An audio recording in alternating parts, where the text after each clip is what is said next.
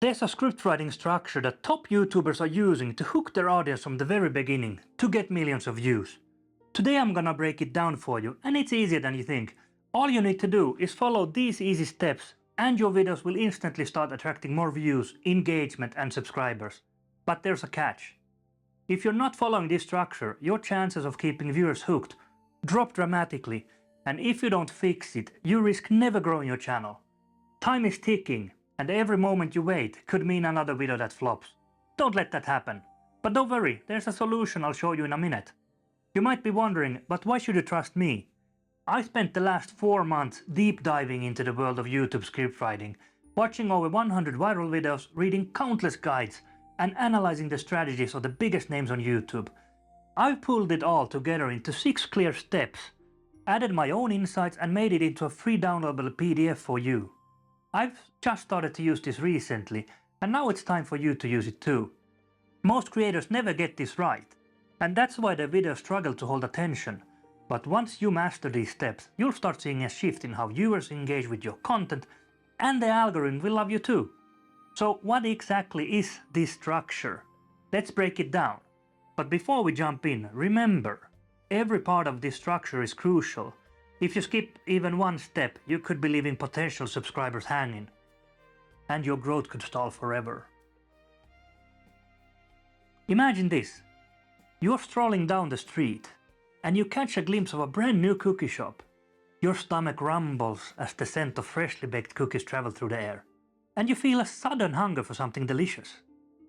The shop's name is New Cookies, and the storefront is so inviting that you can't resist stepping inside. Your heart races with excitement. But what's that have to do with YouTube? Turns out that's exactly how viewers feel when they see a captivating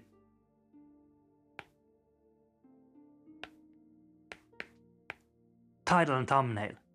They can't resist to click on it.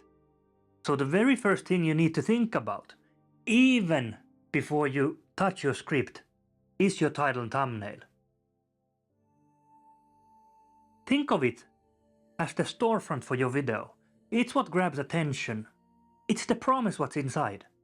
If your title doesn't spark curiosity, or your thumbnail doesn't catch the eye, people will scroll right past. Get your TNT right and you're already ahead.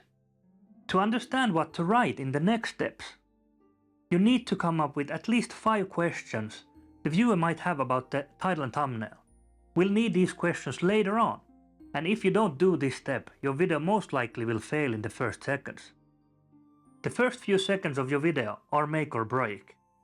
If you don't grab the viewer's attention right away, they're gone, and that could mean losing a dedicated audience you worked hard to build.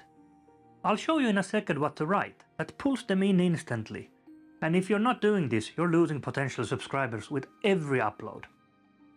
Let's go back to the cookie store.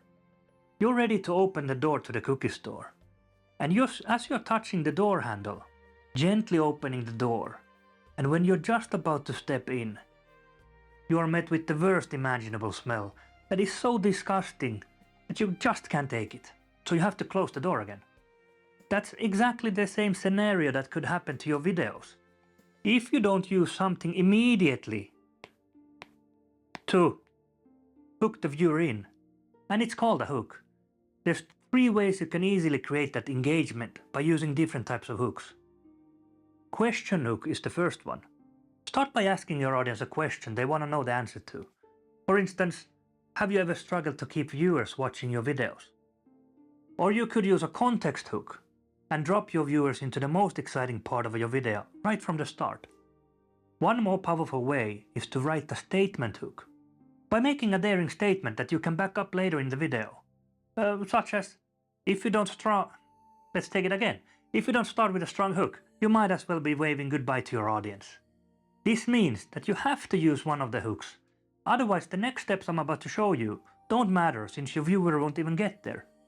Every second counts, and the longer you wait to engage them, the less likely they're to stay. By the way, I put out videos every week, so if you're enjoying the video so far, remember to subscribe. But you'll never believe what happened next.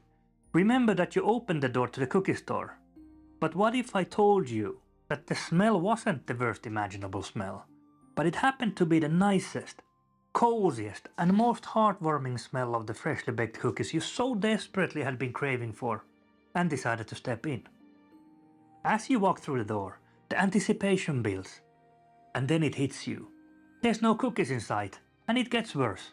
The shelves are empty and the store is nothing like you imagined. You look around, confused and disappointed. What the heck just happened? You were so sure you'd found the perfect treat, but now you're left feeling frustrated and let down. That's exactly the same feeling that your viewers will have if you don't deliver what the thumbnail and title promised immediately in the beginning of the video. If they feel let down, they won't hesitate to click away and find another video that meets their expectations. I know what that feels like. So immediately after the hook, you need to tell the viewer what the video will be about. Use the 3 most important questions from step 1 and just answer those questions briefly so the viewer knows that's the things you'll cover in the video. But we don't want to stop there. We need to let the viewers know that the video will exceed the expectations. You can do this by telling how much effort you put in the video, why you're an expert on the subject, or giving them downloadable freebies like a guide, for instance. Wouldn't it be nice if the cookie store you went into had shelves packed with thousands of new flavors, and you were greeted at the door with free samples of the most delicious cookies you have ever tasted? Even the whole atmosphere is so welcoming that it feels like you're at home. That's what we're trying to achieve, but we're not fully there yet. Picture it this way: you stand there in the cookie shop, unsure of what to do next. You hear a voice from behind the counter. The friendly baker says, "Don't worry, I got a surprise for you." Now your curiosity is at the highest. You desperately want to know what that surprise is. That's the power of an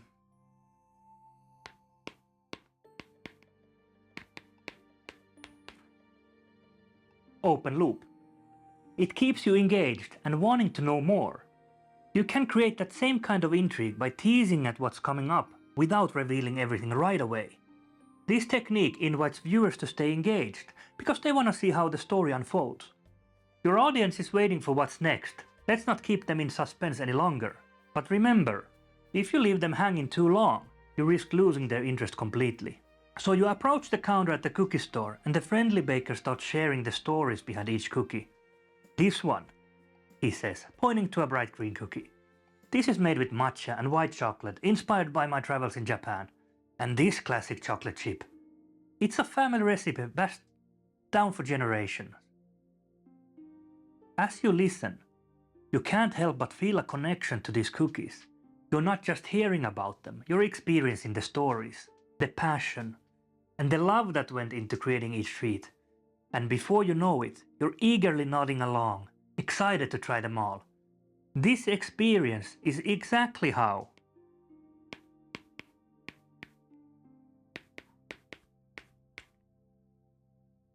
the body section of the script should work.